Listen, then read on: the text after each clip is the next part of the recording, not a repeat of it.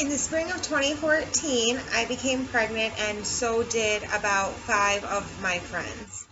I by far had the easiest pregnancy.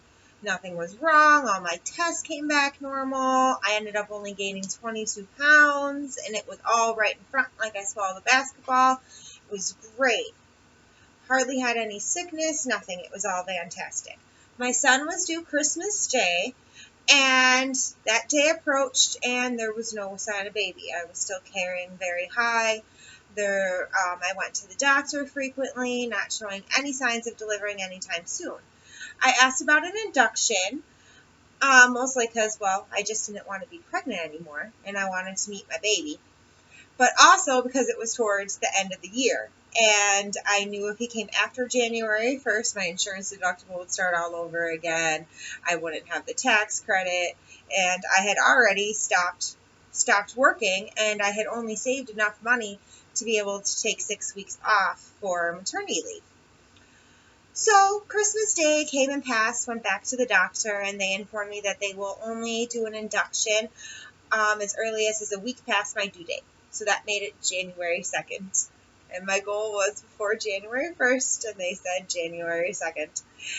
Anyway, so they told me to call at 1 o'clock that day, and then if they were ready for me, I could come in at 3. I called, everything was great, had a relaxing morning. My boyfriend and I drove to the hospital. It was kind of an odd situation, not that whole, oh my gosh, I'm going to, like, my water broke, I'm having a baby. It was, we planned, let's get in the car, stop and get some food, everything. So we get there, and they sit down and they explain to me how my induction process is going to be working.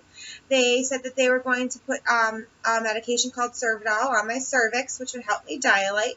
They said that would stay on for about 12 hours and that I shouldn't really feel anything. I might have a contraction or two, but that they will come back and check on me at 3 in the morning, and that we'd most likely then administer the Pitocin and go from there.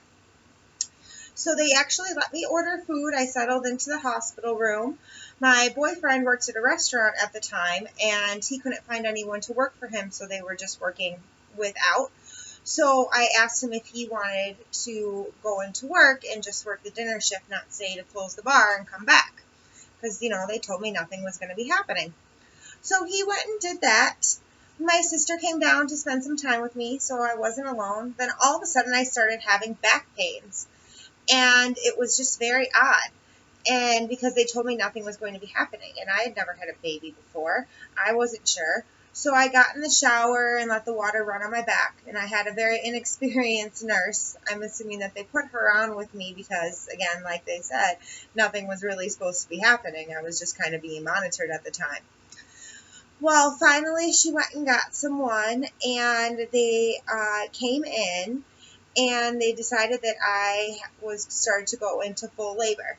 Pretty soon, a couple minutes later, my water broke, and they had me lay down in bed, and the doctor came, and they removed the Servidol and decided to let me progress on my own and see where it would go. It went nowhere, except for with a lot of pain. They kept checking me. At one point, I was only dilated half a centimeter when my water broke. So for hours and hours, I just kept laboring, and I got the IV medication. Then finally, I decided that I would opt to have the epidural. Well, the anesthesiologist came in, and she had a lot of trouble finding my spine. She asked me if I had ever been diagnosed with scoliosis, and this is something I've never been told before, and I actually had gone to the chiropractor for years at one point. She said that the bottom of my spine was crooked, and she was having a lot of problems getting it in. Well, finally, after that happened, it turned out it only worked on half of my body. So I started laboring again, and I started dilating. And then once I was fully dilated, they had me push. And I was pushing and pushing and pushing.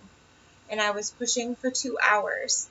And then all of a sudden, my nurse told me that my epidural was starting to run low, but that she thought I would finish and have my child before it actually ran out. So no one ever called anesthesia. Well, I kept laboring, and I kept pushing, and my son was not coming out. It was not in his plan that day. So they came and they administered the Pitocin to make my contractions stronger to try to get things moving along. And at that exact same time, well, maybe about 5 minutes later, my epidural ran out. So at that point, they made my contractions stronger and took my painkillers away. I completely just laid on my side and cried and cried, and I couldn't move. The doctor came in and said that my baby's heartbeat was dropping, and so we had a decision to make, and that I have been pushing for 3 hours, and that was long enough in his opinion. So we either had to choose forceps or a C-section. So I went the forceps route, and I had to deliver him in the operating room. Anesthesia finally came, and they gave me a full spinal block in case I would be getting a C-section. When I got into the operating room, there was like 10 people in there because there was meconium in my water when it broke, so we needed extra doctors for the baby. I was scared. No one was talking to me. My boyfriend was being held outside till they would let him in. Finally, everything got going, and I started pushing, and I could see the nurse like yanking and yanking and yanking him. Finally, the doctor said, "We have one more push until you have a C-section." And I pushed, and I saw my stomach drop, and then they held up my little baby. The first thing that I heard the nurses say was, "Look at those eyelashes." And I was so excited, and at that moment, it was like the pain completely went away as soon as they put him in my arms. My vision became really crisp. Everything was like it had never happened. So that was my birth experience, and I would do it all over again because my son is the greatest thing that has ever happened to me. But I think if I have another child, next time I will know what more to expect when I am induced, and also to try to monitor myself a little bit better as far as the epidural. Thank you.